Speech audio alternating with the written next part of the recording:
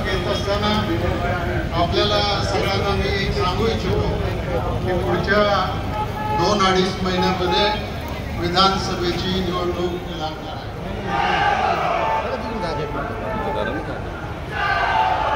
बस काही लोक अशी बातमी उठवतात की आता दिलीप वळसे पाटील विधानसभेला उभे राहणार नाही तर त्यांची कन्या उभी राहणार. कन्या माझी कन्या निवडणूक लढवायला अजिबात तयार नाही. त्यामुळं नाईलाजाने मलाच उभं राहावं लागेल आणि त्याच्यामधून आपली सगळी ही जी कामं आहे ही सगळी कामं पुढं घेऊन जाण्याच्या संदर्भामध्ये आपल्याला प्रयत्न करावे लागणार आहे आणि त्या दृष्टीने आपण सगळ्यांनी मदत करा. अनेक लोक बदनामी करतात, खोटं नाटं सांगतात.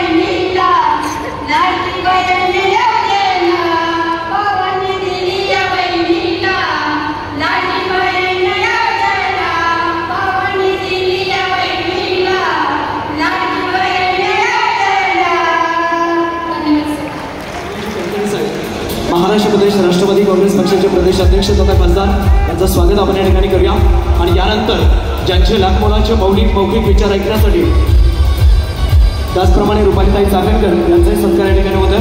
महिला आघाडीच्या अध्यक्षा सुषमाताई शिंदे आणि शुभांगीताई पडवळ यांना विनंती करतो आणि सूरजजी चव्हाण यांचा सत्कार या ठिकाणी संपन्न होते. विभाग अध्यक्ष अंकित जाधव यांना विनंती. सगळ्यांचे लाडके नेते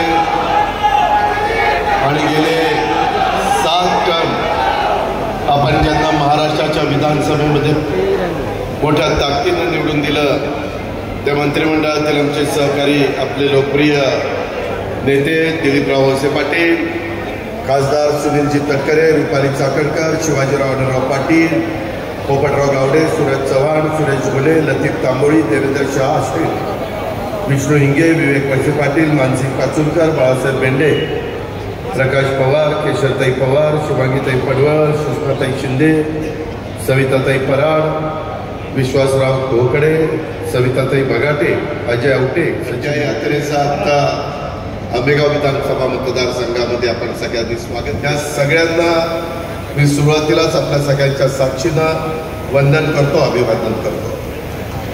आता पवित्र श्रावण महिना सुरू झालेला आहे. उद्या 3रा श्रावणी सोमवार आहे.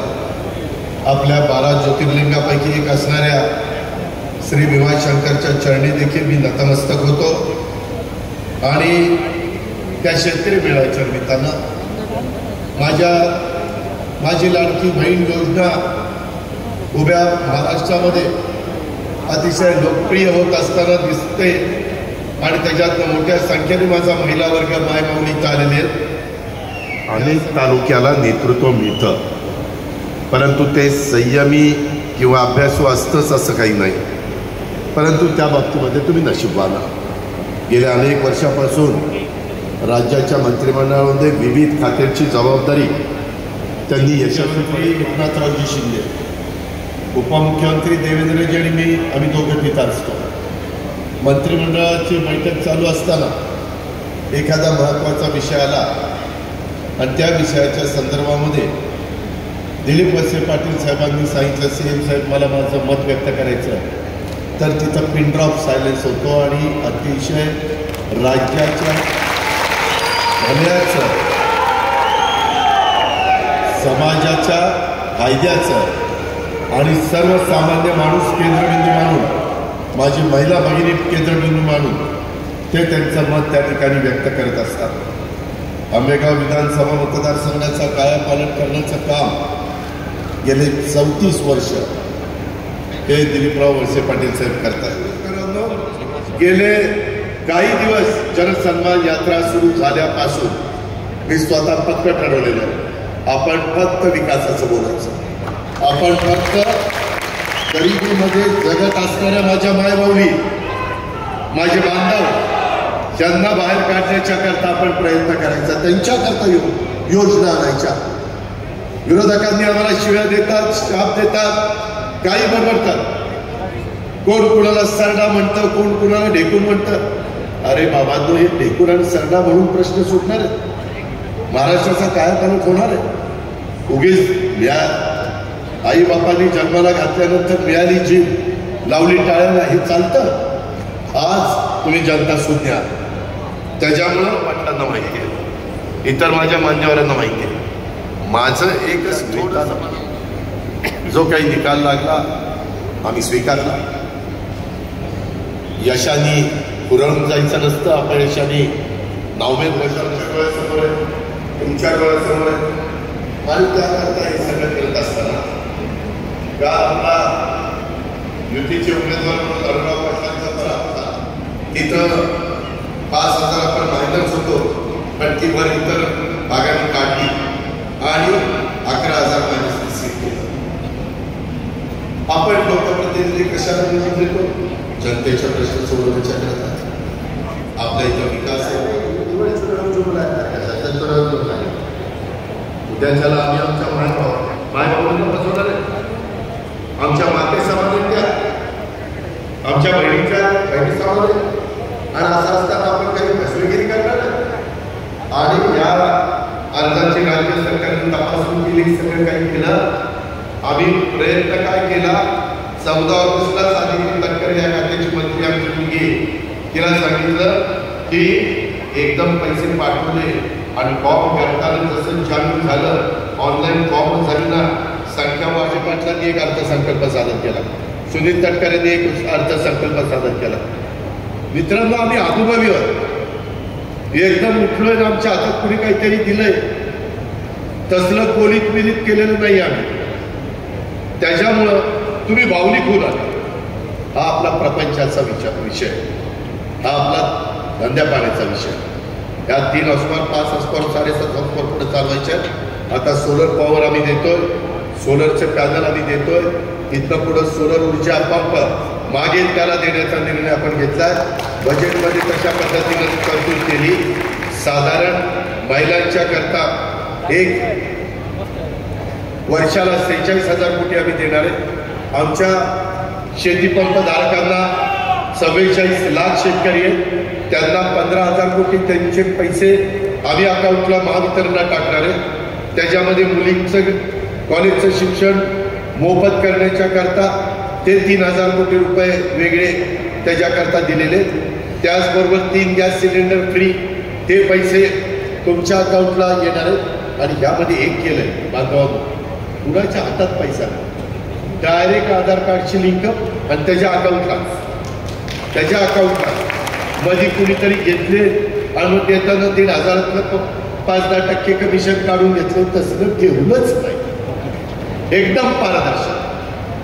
गॅस सिलेंडरचे पैसे भरून घेतलं तर तो फॉर्म आमच्याकडे, मग त्याला वाटेल की आपण फॉर्म दिला आणि मग आपल्याला झालं असं आहे. त्याच्यामध्ये आज आमच्या महिलांनी फॉर्म भरला की नाही, सगळी कागदपत्र दिली की नाही. आज 1.5 कोटीपर्यंत संख्या चालली. 1.5 कोटी कशाला म्हणतात? अंगावर घालायचा कोट नाही, 1 और 7 की ज्योती 1 कोट, ह्याच्यात कुणालाच येणार नाही. फक्त देवेंद्र शेठ शाह